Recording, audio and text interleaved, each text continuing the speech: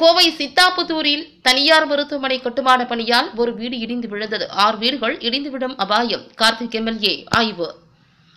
கோவை மாநகராட்சி 53வது வட்டம் சித்தாபுத்தூரில் டாக்டர் பிரபு என்பவர் ஆவாரப்பாளையம் சாலை சித்தாபுத்தூரில் மருத்துவமனை கட்டி வருகிறார்.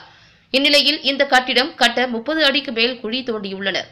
அருகே உள்ள கட்டிடத்தை ஒட்டி குழி தோண்டியதால் நேற்று பெய்த மழைக்கு ஒரு வீடு இடிந்து விழுந்தது. மேலும் சித்தார்த் என்பவருக்கு சொந்தமான அடுக்குமாடி வீடு உள்ளிட்ட 6 வீடுகள் இடிந்து விழும் அபாய நிலையில் உள்ளது. இதுகுறித்து பொதுமக்கள் அளித்த புகாரின் அடிப்படையில் திமுக மாநகர் கிழக்கு மாவட்ட பொறுப்பாளர் கார்த்திக் எம்எல்ஏ அங்கு சென்று பார்வையிட்டார். எம்எல்ஏ வந்ததை அறிந்த கட்டிட பொறியாளர் உள்ளிட்ட பணியாளர்கள் அங்கிருந்து தப்பிச் சென்றனர்.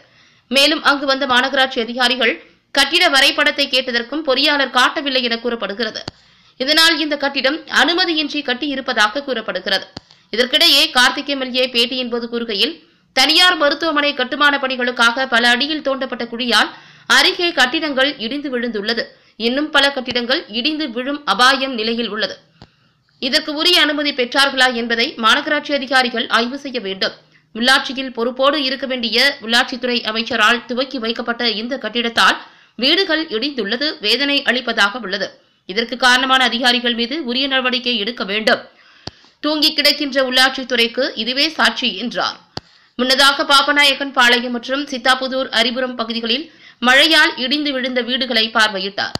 உடன் பகுதி கழக பொறுப்பாளர் நாகராஜ், வார்டு பொறுப்பாளர்கள் நாகராஜ், சசிகுமார், ஆடிட்டர் ராஜேந்திரன், எத்திராஜ் உள்ளிட்ட பலர் உடனிருந்தனர். அதற்கு அனுமதித்திருக்கக்கூடிய மாநகராட்சி அதிகாரிகள் மீதும் உரிய நடவடிக்கை எடுக்க வேண்டும் என்று நான் கேட்டுக்கொள்கின்றேன். ஒரு பானை சோற்றுக்கு ஒரு சோறு பதம் என்பதைப் போல இந்த மாநகராட்சி நிர்வாகம் முடங்கி கிடக்கிறது, செயலற்று கிடக்கிறது. இந்த மாநகராட்சி நிர்வாகம் தூங்கி வழிந்து கொண்டிருக்கிறது என்பதற்கு இது ஒன்றே சாட்சியாக காட்சியளித்துக் கொண்டிருக்கின்றன.